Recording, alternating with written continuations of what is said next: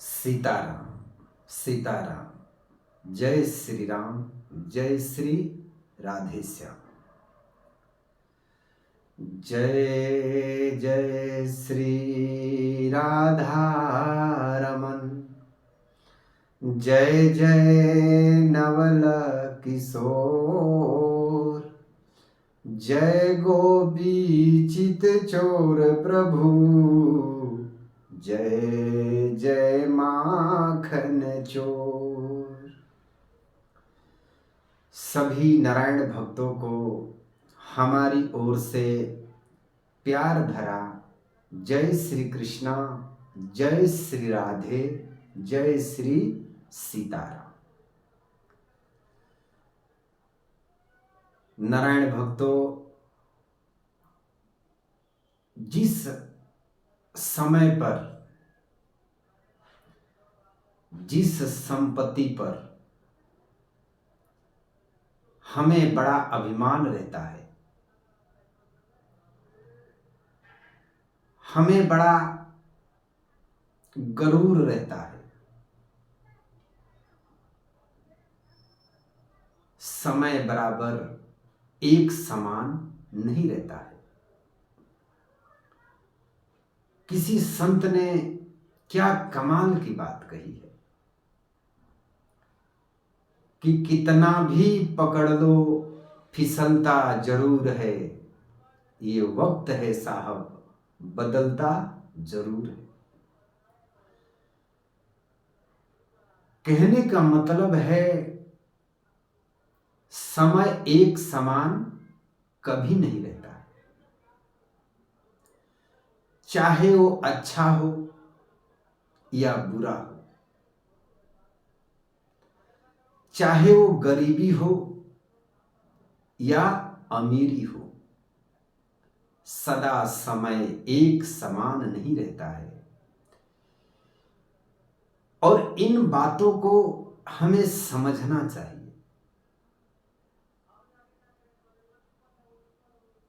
हमें जानना चाहिए।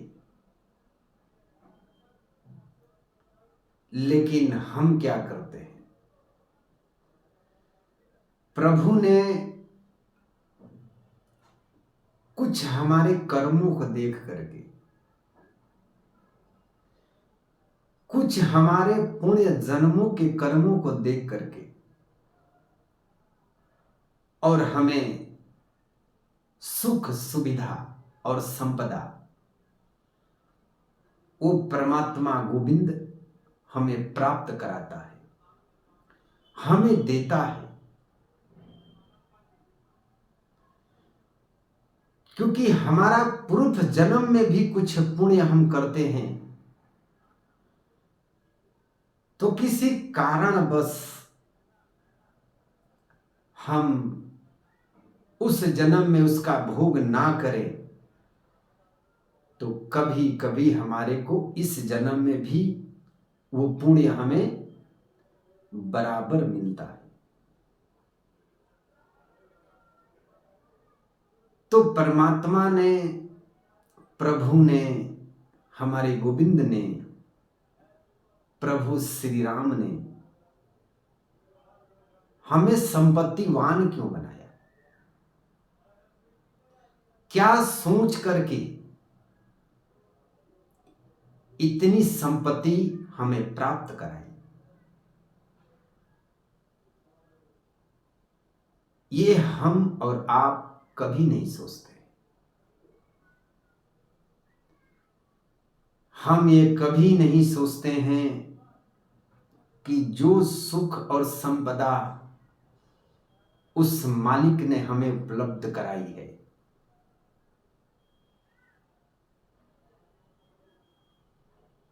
इस विषय में हम किंचन मात्र भी चिंतन नहीं करते हैं कि जितनी संपदा, जितनी सुख और सुविधा हमारे गोविंद ने हमें दिया है,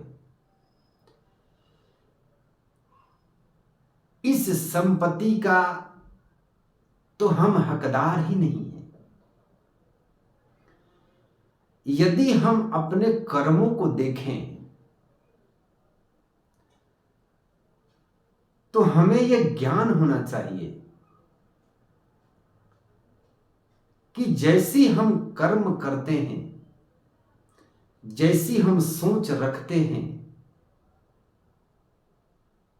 ऐसी सोच रखने वालों के पास में यदि प्रभु ने इतनी सुविधा प्राप्त कराई है, क्योंकि हम ऐसे हकदार तो हैं ही नहीं, फिर भी वह परम पिता परमात्मा कितना दयावान है, तो क्यों ना कुछ पुण्य कमाया जाए, क्यों ना अपने इस मानव शरीर को सफल बनाया जाए।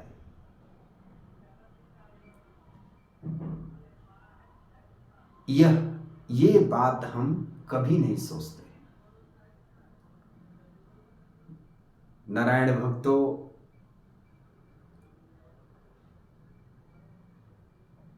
और ऐसा हमारा विचार क्यों है, इसका भी बहुत बड़ा एक कारण है कि हमारा संग जो है वो अच्छे लोगों का नहीं है। और हमारे महापुरुषों ने कहा है कि गरीबी में कितना भी जियो आप, कितना भी जीवन में कष्ट क्यों ना आए आपके, पर आपका संग अच्छे व्यक्तियों का होना चाहिए। मित्र भी बनाओ तो अच्छे विचार वाले व्यक्ति को अपना मित्र बनाओ।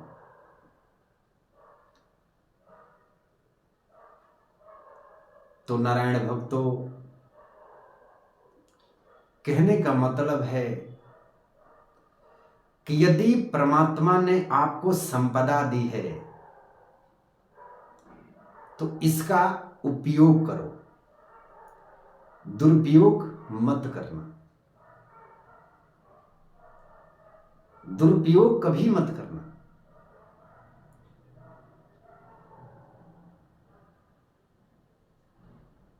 और कुछ लोगों का यह प्रश्न है कि गुरुदेव, घर में यदि हम भक्ति करते हैं, प्रभु का साधना करते हैं या नाम जप करते हैं तो मन नहीं लगता है, कोई ना कोई समस्या आकर के खड़ी हो जाती है और भक्ति मार्ग में रुकावट बन जाती है।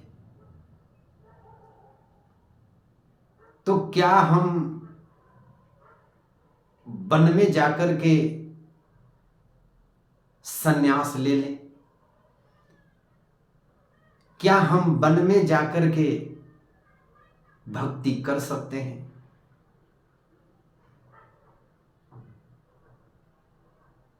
सबका नहीं, पर कुछ व्यक्तियों का ऐसा प्रश्न हमारे पास आया है,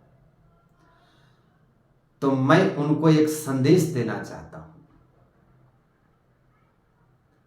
कि वन में जाकर के क्या करोगे। कबीर जी ने एक बड़ी कमाल की दोहा लिखी है कि मन के मारे बन गए बन तजी वस्ती माही, कहे कबीर मन लालची यह कहूं ठहरत नाही। मन के हारे हार है मन के जीते जीत, मन ही मिलावत राम सो मन ही करत फजीत। यह है अटपटी झटपट लखे न कोय, आज जो मन की खटपट मिटे चटपट दर्शन हो।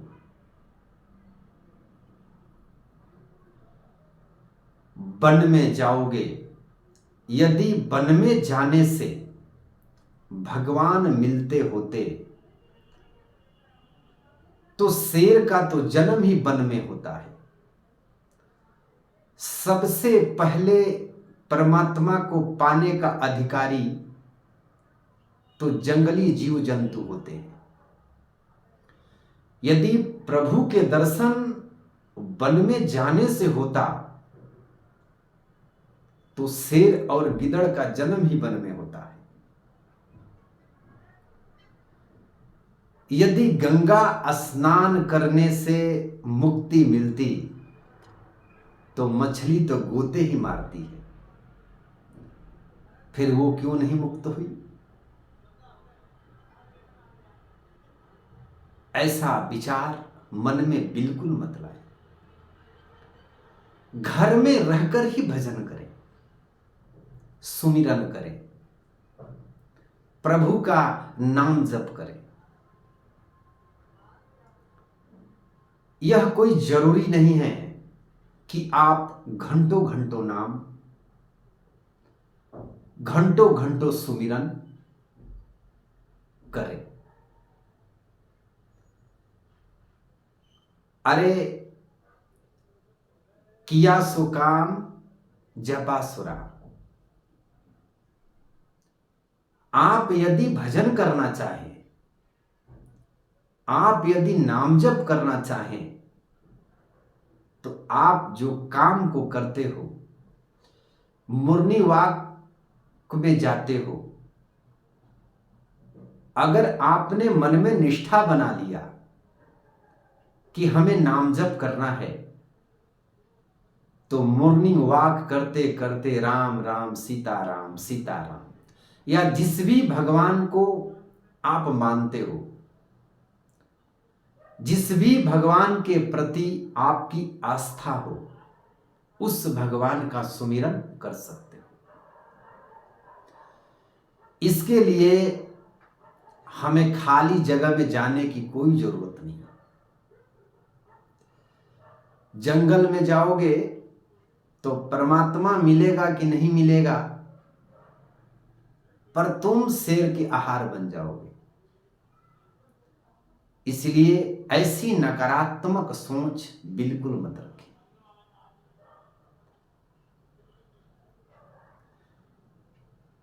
और ऐसी सब विचार